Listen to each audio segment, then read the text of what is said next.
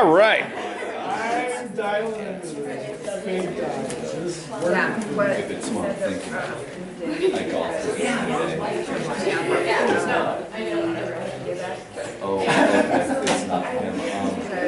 She's Japanese. We like this. Well, I love this.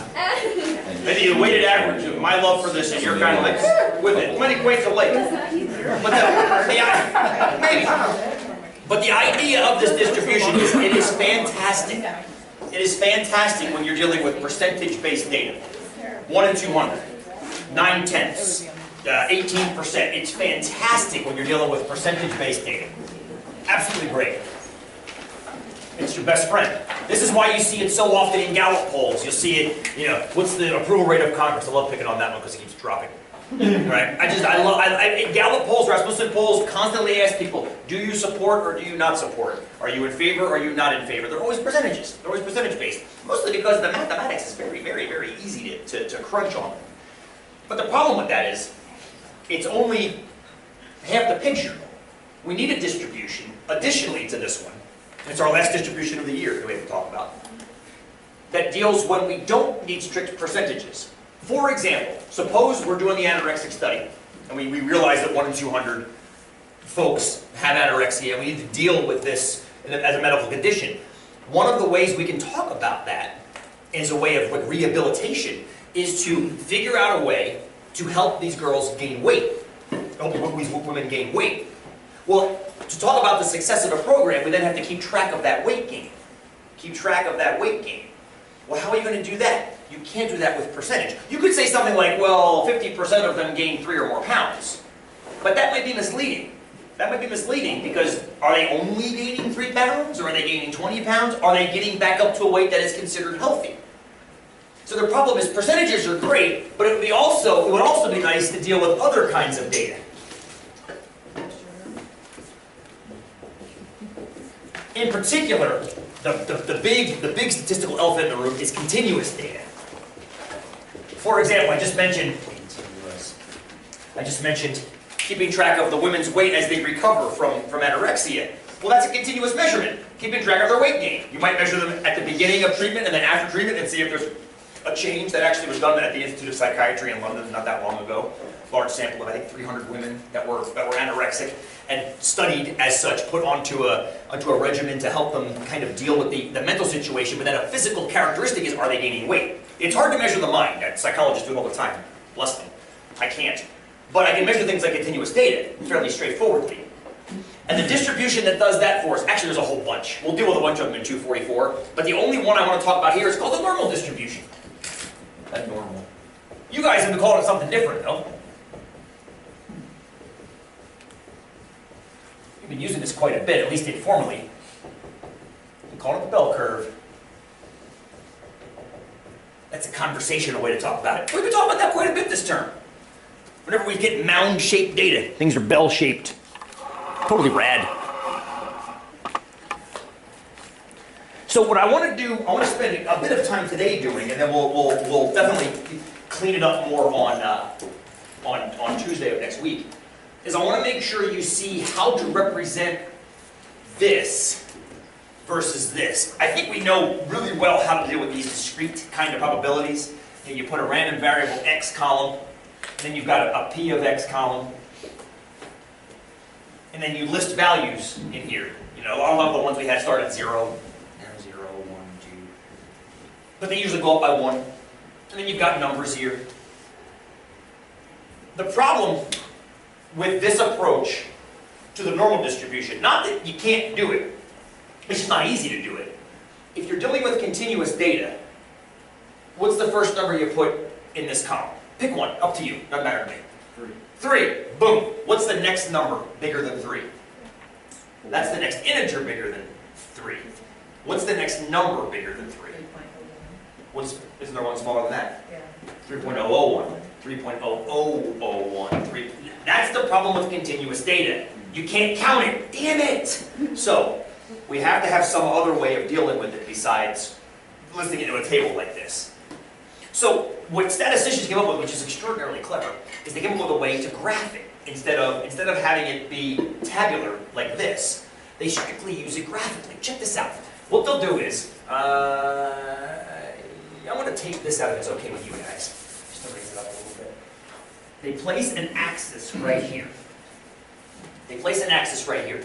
That axis is going to correlate to the x-axis, the x column here. But, and this is going to seem a little bit weird at first, it can be an x scale, and it will be, but at first I'm going to call it a z scale. And there's a reason for that. There's a reason for that that'll hopefully be clear by the end of today. It's not going to make any sense right now, immediately, but by the end of the day it'll make perfect sense. And I'd rather have you draw this picture than draw some other x, and this will all make sense later. The reason I do that way is because I know what number is in the middle of that scale, and in the middle, I'm using middle in quotes, the number is 0. It's called a z-score of 0, a z-score of 0. And we're going to pop out by ones. 1, 2, 3, -1, -2, -3.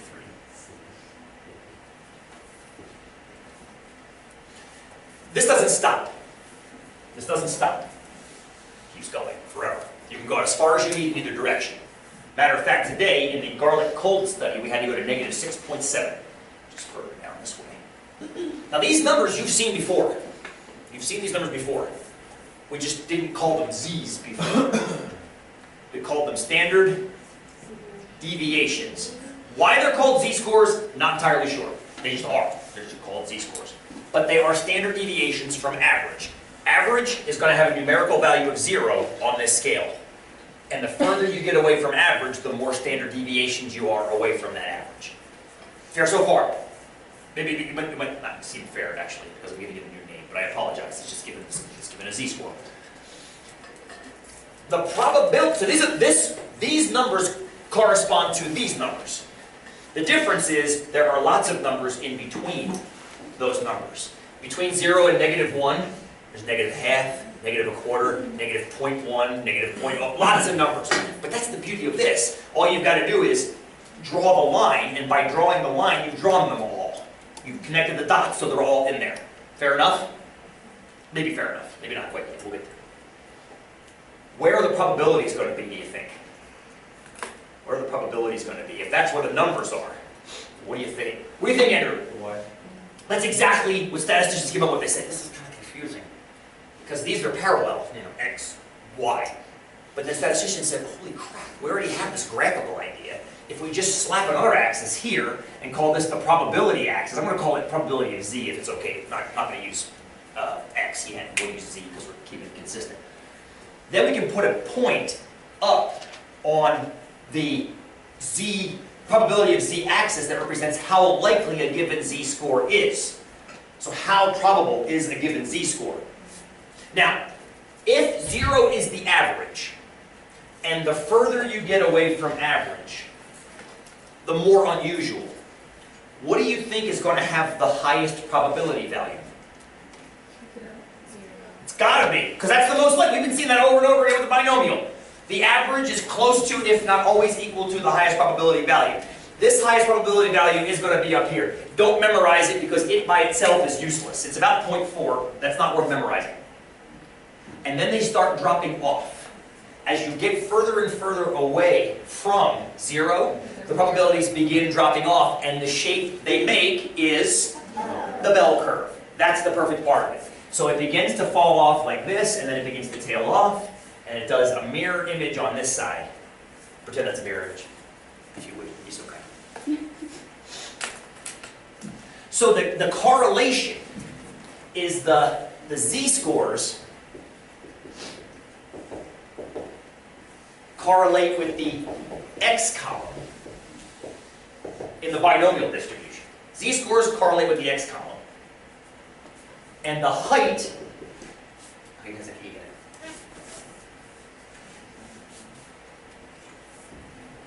And the height doesn't have an N though.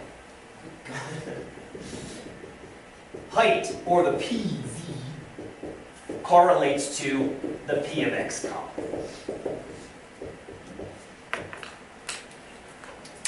So that's the graphical takeaway of what's going on between a two-columned table and the two-dimensioned graph. Now the question is, how do we use it? Like, what do we actually do with it? Well, the numbers are all there. They're all there. I mean, everything's there. If I was to give you a scale, then you could use the numerical scale. I'm not going to do that. Mostly because I like it too much. Because here's the deal. Suppose average height for a dude is I'm going to make up a number, 5'9". For a guy my age, 40-year-old white American male, born on the East Coast in the 70s. Average height of that person is 5'11". Okay? Or it's 5'9". I'm 5'11 and a half. What's the chance of that happening? No, you tell me. Where would I be on that curve?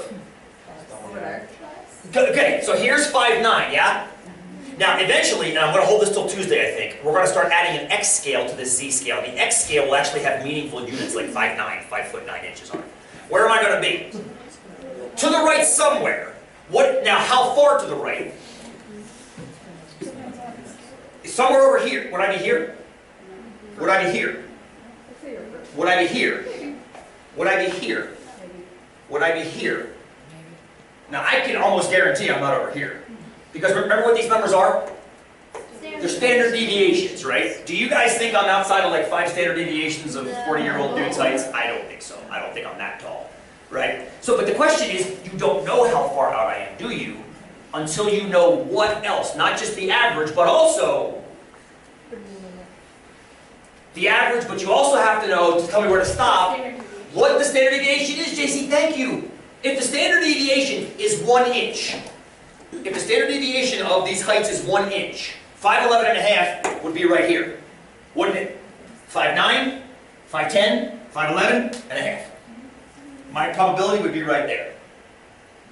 If the standard deviation were 2 inches, I'd be right here. 5'9", 5'11", 6'1", 5'11 and a half. It's more likely that the standard deviation is 2 inches than it's 1 inch. Which means I'm not as unusual as I might seem. I'm definitely not out here, I don't think. Does that make sense? The fact that you guys are all the way to the right side of the curve makes me exceptionally happy. But, so, what we're going to have to know is the difference in the binomial. You needed to know one thing. Well, you needed to know 2 things, didn't you? You needed to know the sample size n and a probability p. Once you knew those 2 things, you could generate that beautiful chart and then work off of that chart. Over here, you actually have to know 3 different things, or 4 different things. But I'm going to start by you have to know at least the average and the standard deviation. You have to know that to start with. You didn't need to know both of those things for the binomial because you can generate them from the binomial. But this curve can't exist until you know what these 2 things are. That's why I said you don't know where I am on this curve yet until you know both of what these things are. Now, the kicker, and this is why I want to stay with this curve for today. The kicker with this curve for today, we are defining this average to be 0, and we're defining this standard deviation to be 1. I'm calling it that for this particular curve. Now, there's a very good reason why I'm doing that. Any other normal distribution curve that we have to deal with, we can get back to this if we need to. We can do a mathematical transform. It's the second formula I will show you in this class. I showed you one in week 2, the average formula. And I've been very, very good about hiding them from you since then. The only one you're going to have to use again now is one called a z-score, which you might remember me saying something about in the first couple weeks of class. They introduced it in the book really early, and I say, hold that, we'll see it in week 8. Here we are. We'll see it in week 8. Okay? So, we can get any other bell curve, wherever it exists, down to this curve, using a transform. We'll hold that till Tuesday. That won't be necessary to use again. But here's the deal. Here's the deal. I just told you guys that I'm 5'11 and a half. How many of you are appalled by that statement? Because am I 5'11 and a half? Am I? You're pretty close. But am I 5'11 and a half? Or am I pretty close to 5'11 and a half? And now it matters now. Because am I here? Or am I there? Or am I there? Am I rounding to the nearest inch? If the standard deviation is 1/2 inch and I'm rounding off to the nearest inch, I might be off by 2 standard deviations. The problem, once again, I've erased it now, is that this is continuous data.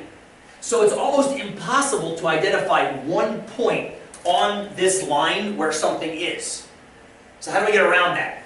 What does Gallup do to get around it? You just draw a big circle, go in the margin of error. That, better answer, like the cute answer, draw a big circle around it. Say, oh, got it in here. They include what's called a margin of error on that. And that's what this curve is all about. It's not about finding one point on this axis and finding the probability of that one point. What it is, though, is about saying, okay, I'm going to make up a problem here for us to do. Is the margin of error usually pretty close to 1 standard deviation? No, it's actually 2 standard deviations. We'll come back to that. We'll come back to that. And 244 a lot. But I'm going to ask you guys a question. What's the probability that a random data point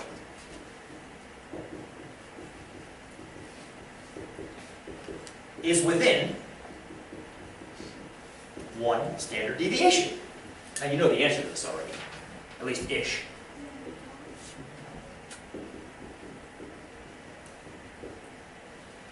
What's the probability that it's within 1 standard deviation? Plus or minus 1. 1 standard deviation being that definition of up and down. Remember how we used to do that back in the day? We've gotten away from it in the past week or two because I wanted to focus on averages more. But when you start at the mean and go up and down 1 standard deviation, I'm hearing about 67, 68%. Does this number sound familiar to you guys? Yeah. It was one of those given numbers that we talked about back in the day. Back in the day, if you have a bell-shaped distribution of data, then the percentage of data within 1 standard deviation is roughly 2/3, 68%, 67%, somewhere in that neighborhood. Now, how do we know that? Besides me telling you, which is the lamest possible reason. How do we know that? How do we know it's about 67%? We seeing this okay? Ish. There. Well, let's think about it. What number does 1 standard deviation start at? Well, but we have to go plus or minus from that average. So in this case, if the average is 0 and the standard deviation is 1, what's the lowest possible value in that interval? It would be -1, yeah? If you do 0 and then you do 0 minus 1, you get -1, right?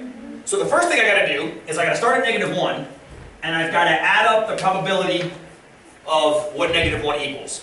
I've got to start with that. Kind of like we're using this t-table over here. I want to treat it like a t-table. Okay?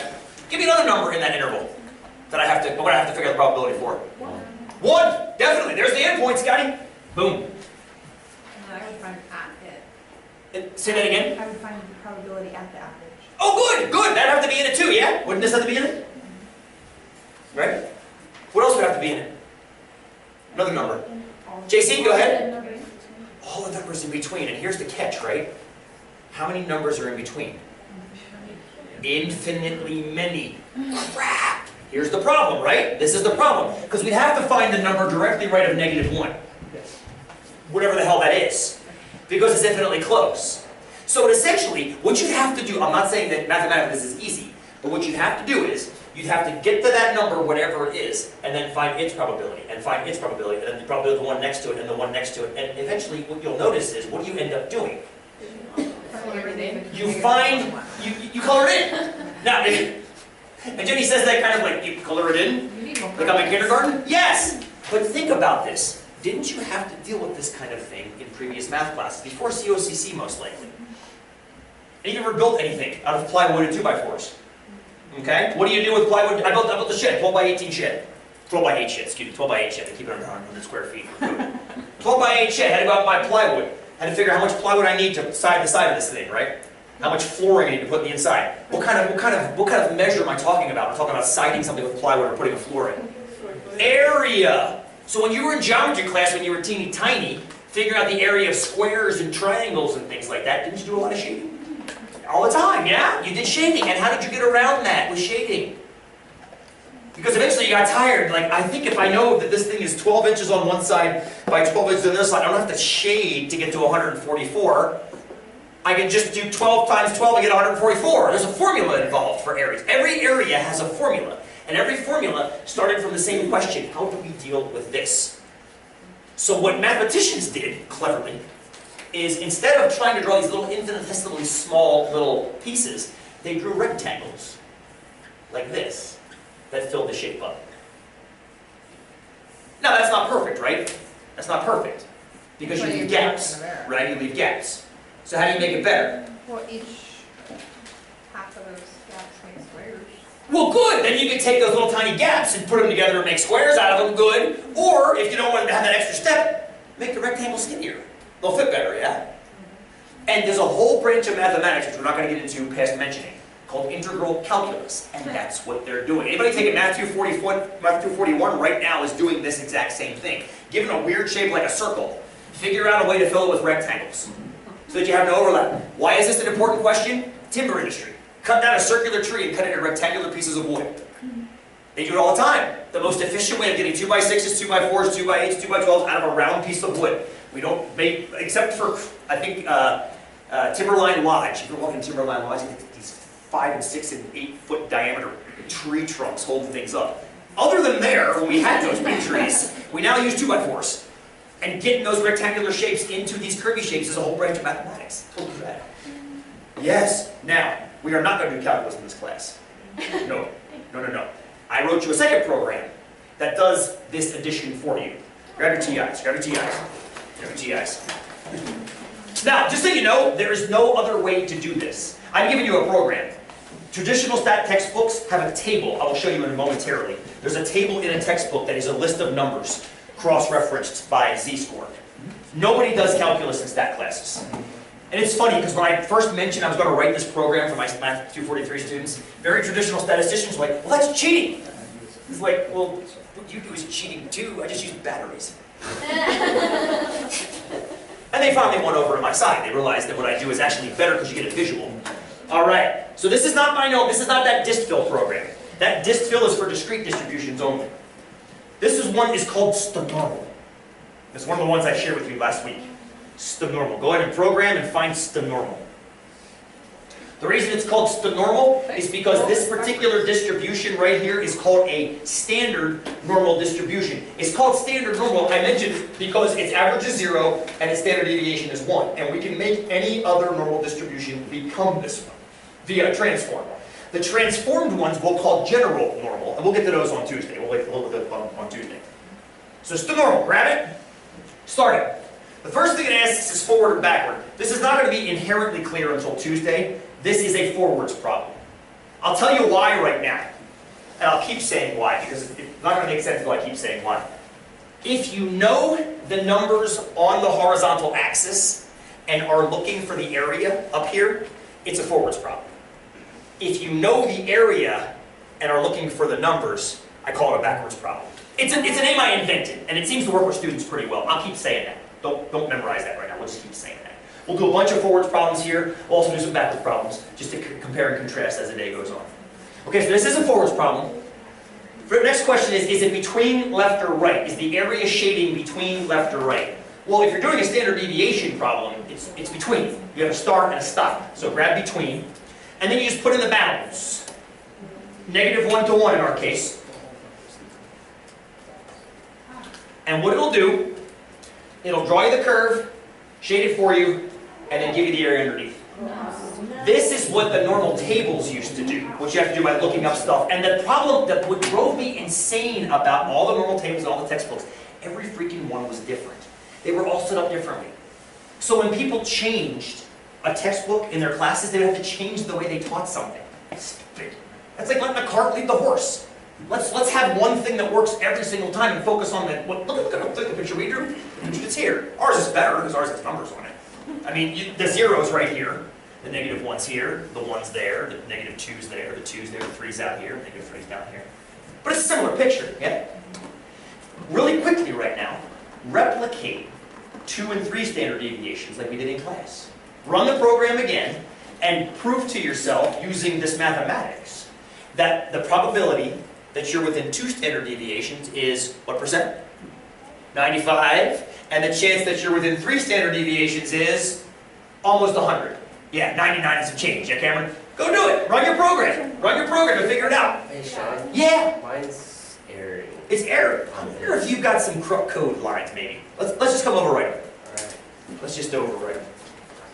Because if your binomial is acting up and your Just the normal's acting up. I'm guessing there's some goofy code corruption. If anybody, if these ever error, tell me so I can re-upload them to you guys.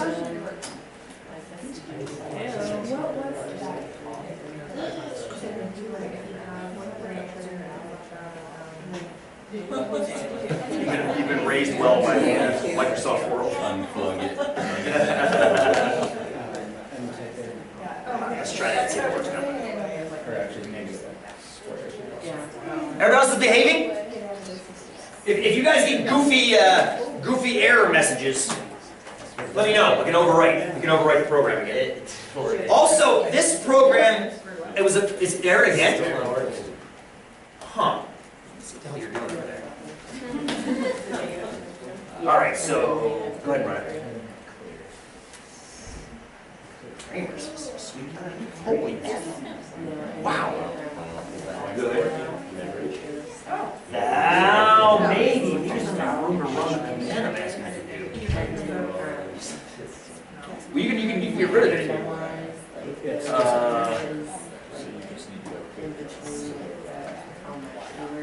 You don't use other stuff. That's okay. So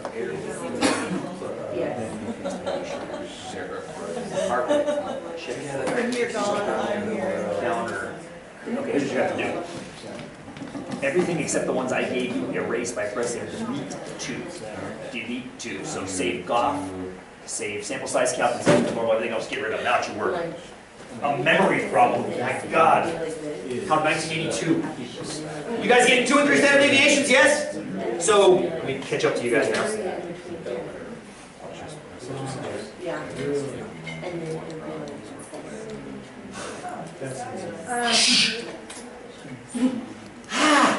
A little bit more than 95%, yeah, a little bit more than 95%, but we rounded to 95. Technically speaking, check this out. Run it again.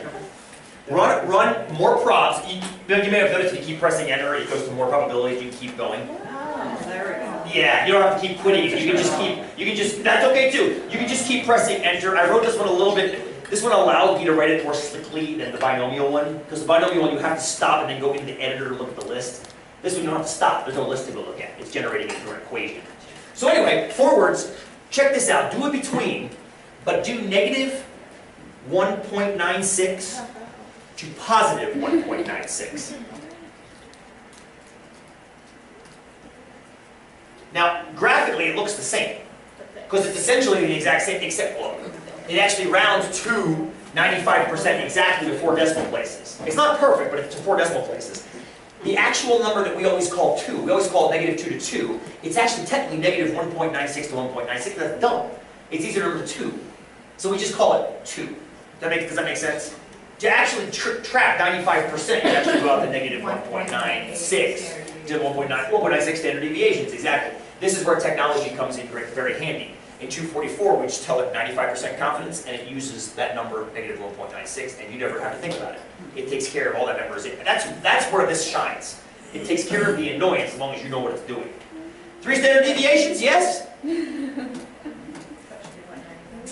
Almost 100, yeah? Almost 100, here we go. It looks like 100 shading. There is some tail that's not shaded over here and over there. 99.73%, almost 100. The outliers pop outside. The extreme highs and the extreme lows are outside of that. Is that fair enough? Now, you don't have to only go between. These are what are called confidence intervals when you put a high and a low on it. Sometimes you don't want to put a high and a low, you just want to put one or the other. So a question could be something like this. What's the chance that you get a z-score that's bigger than 2? I'm going to use, is it okay if I use shorthand? What's the chance we get a z-score bigger than 2? So this would be starting at 2 and going out to the right forever. Well, takes care of that too. It's still forwards. It's still forwards because graphically, you're starting here and you're shading out forever into the tail, forever and ever and ever and ever and ever. Which is interesting, that you can have a finite area even though the graph goes forever. It's kind of crazy to think about it. Don't think about it too hard. So you're still looking for a probability. You're still looking for how much area I just shaded. And good, exactly. So it's a forwards problem, but now it's a right shade problem. It's a right shade problem, so you're going to pick 3. And then it asks for the left bound. So in this case, you put in 2, because you're starting at 2, shading to the right. And there it is. Boom! Mine came up with a syntax. Syntax.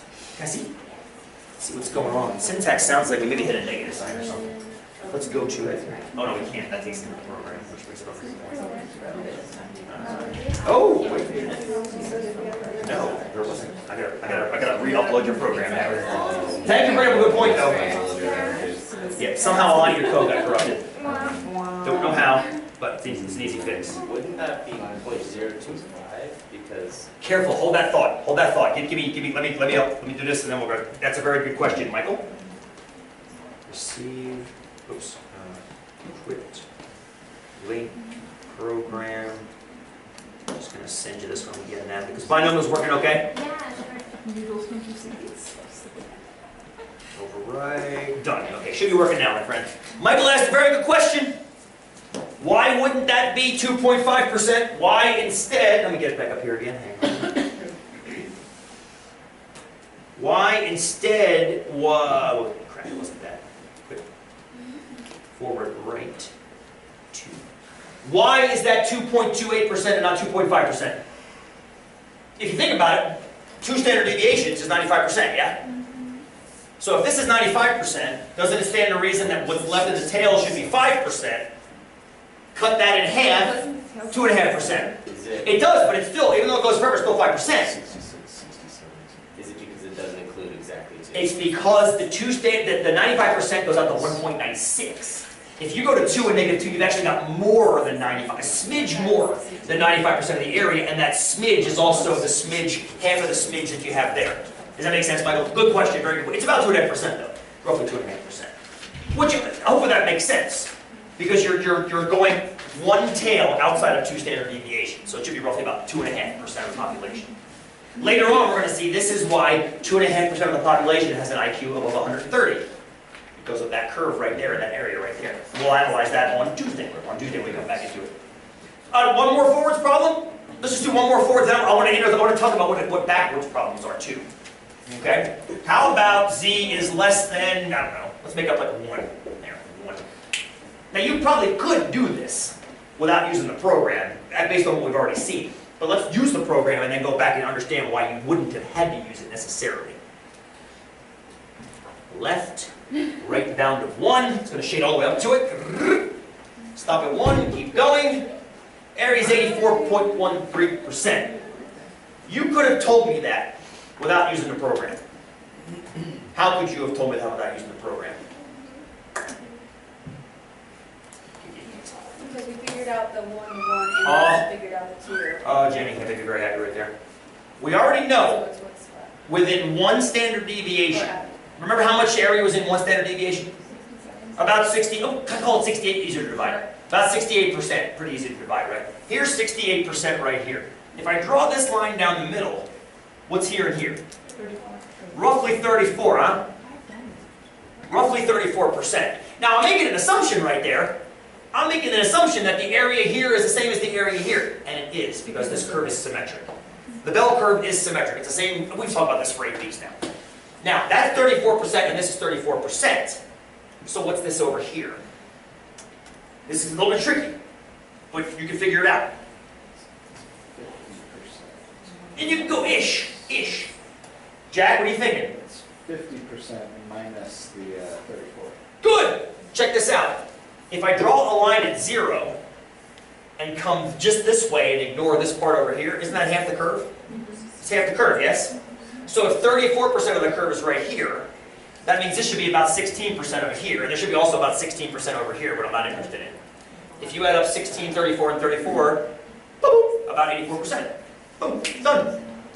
Do you ever have to do that? No! I gave you technology so you don't have to. I'm not testing you on geometry or building with Legos. I'm testing you on, can you get numbers off of this curve, and then, but we haven't gotten here yet, tell me what they mean. That's the more important thing, is tell me what they mean. Tell me, when the area comes up at 0.19, why you put your hands up and go, what the hell? And that'll make sense on Tuesday. Makes sense on Tuesday. Okay? These are all forwards problems. So, and what makes them a forwards problem is, you're given some kind of a z-score. some kind of a z-score, and then you put that in, and it tells you the area that's above those z-scores you're interested in. And it sums them all up for you. It's doing that calculus for you. What would a backwards problem look like? Where you have these. Where you have the area, and you need the z-score. Can anybody think of a problem like that with related to this course you've already done? What would be a good backwards problem? And we were just talking about this about a week ago. They were on your last out-of-class exam. We spent a great deal of time with a block of numbers. JC, you asked me about one, and we copied the block of numbers into Excel. I sorted them all, put them all in order, because we were talking about what? Do you remember? Oh, after the caffeine. Very good, Dawn. After the caffeine. That was kind of related to it, too. What do we do with the caffeine? Once we had the caffeine and the energy drinks, what do we do with that data? Do you remember? It involved all those boards over there. Box plot. You drew a box plot. What does a box plot show you? Outliers. And also what? Median. A picture of what? Quartiles? Quartiles. That's a backwards problem. Where's the 25th percentile on this chart? Here, do this for me. Could someone come up here, and on this curve, this is 0 to 100% shaded. Where would I have to, well, let's start with an easy one. What percentile is that? What percentile is 0? It's the 50th percentile, because half the curve is left of it and half the curve is right of it. Could you do that numerically with the TI? Yes. Grab it. Let's do our first backwards problem. Let's do our first backwards problem. Backwards. Percentiles, the area is going to shade to the left, because we're shading down. Okay? This is the correlation between the percentile idea and the percentile on the graph. And now what you want to say is, okay, which percentile? Put it in as a decimal. 50th, 0.5. And let it graph it for you. It will shade exactly half the curve on the way down, and it'll tell you what the z-score is, minus a smudge of crap on the screen. There we go. All right, lunch. Z equals 0. 0 is the 50th percentile, but we knew that, yeah? We knew that. So my question is, where's the 25th percentile? Please! What's going on? Is it giving you errors? I got a z-score of 0.13. You did! Let me see this. What's going on? What's 1-3? You did! Let's quick go to that.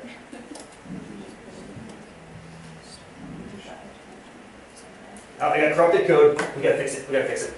If this ever happens to you guys, every once in a while in those crazy transfers, when I'm transferring the programs back and forth to you guys, it happened to Natalie's too, when the code gets corrupted on the way. Not a problem, we'll just overwrite it.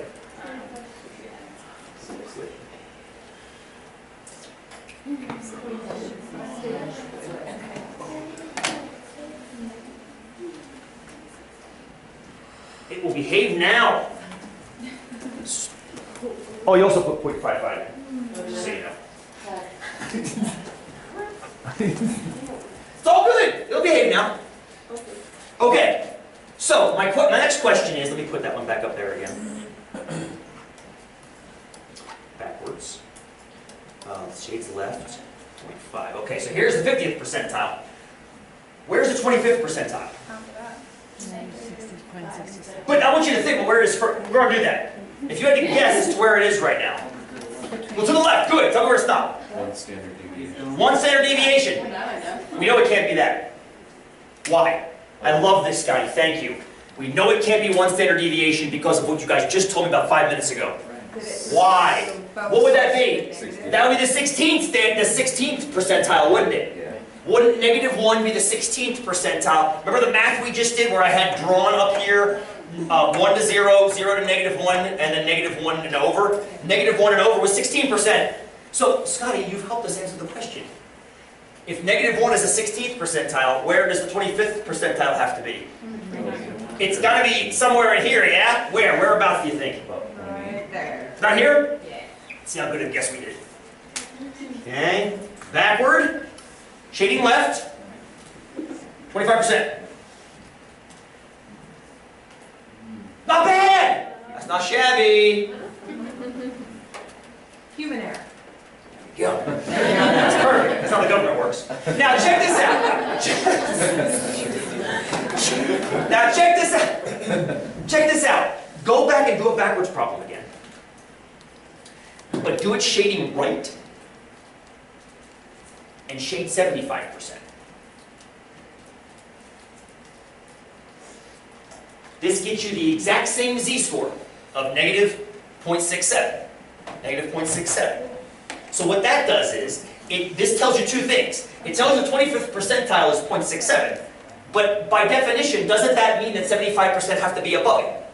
So when I wrote the program, and my original intent was just to have it do percentile, so always below. But I thought to myself, I'm like, you know what, this is actually cool. This way, when you read something like the top 10%, you can now put in the top 10% as shade to the right 10%, as opposed to having in your head go shade to the left 90%.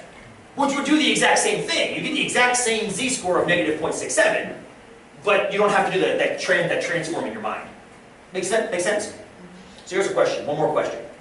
75th percentile, without using your machine. 75th percentile without using the gift of the program I just gave you. 0.67. 0.67, I heard very quickly over there. Do we believe that? Do we believe that? It's mirrored. Don't we have to believe that, huh? It's because the curve is mirrored. If this negative 0.67 traps 25% below it, stands to reason, since the thing is mirrored with respect to itself, that positive 0.67 has to have 25% above it. Which means the middle 50%, if we were to draw a box plot on this curve, the box would be between negative 0.67 and 0.67. That's where the box would be. The median would be right at 0. Isn't that cool? Yeah, box plots on bell curves are kind of boring. They're always perfectly symmetric. There's no skew. It's kind of like that.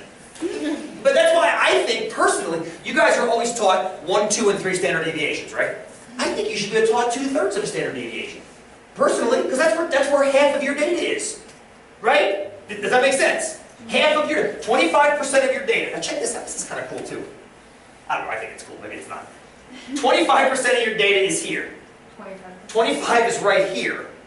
25 is right here, and 25 is right here. Bitching.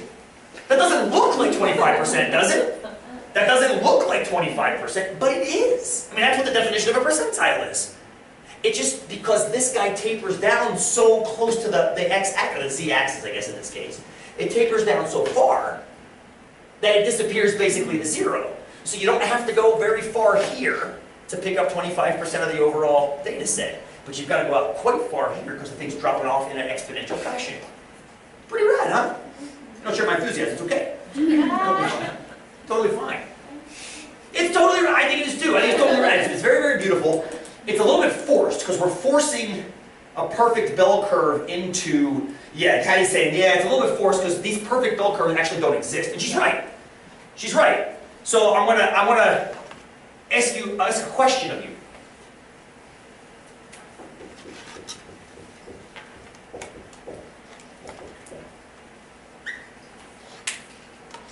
So, you ever called anybody an idiot? Many times. Moron? Imbecile? Why do you do these things? Because they're a moron. That's circular reasoning, Becky. Why do you call them a moron? Because they prove what? They prove that they're inflexible.